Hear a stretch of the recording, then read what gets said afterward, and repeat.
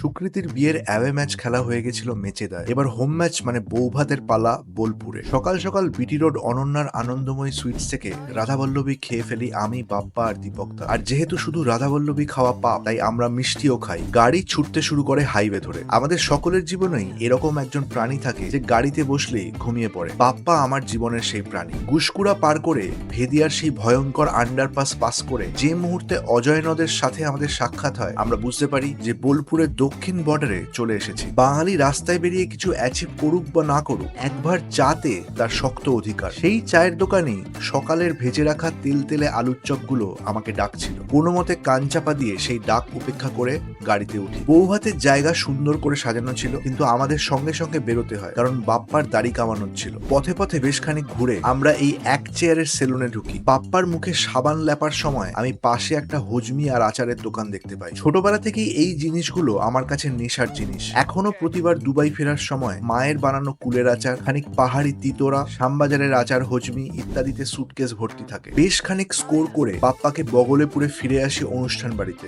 ফিরে দেখি সুকৃতি চেঁচিয়ে চেঁচিয়ে ঋতুর ভাত কাপড় আর চায়ের দায়িত্ব নিচ্ছে। ইটস অফিসিয়াল, আমি প্রমাণ ছিলাম। আচ্ছা, আপনারা কখনো বৌভাতের দুপুরে বরকে প্রি ওয়েডিং ফটোশুট করতে দেখেছেন? সুকৃতি কোপাইয়ের তীরে সেটাই করছিল। পরের ভিডিওতে বলছি, ফলো মেরে রাখুন।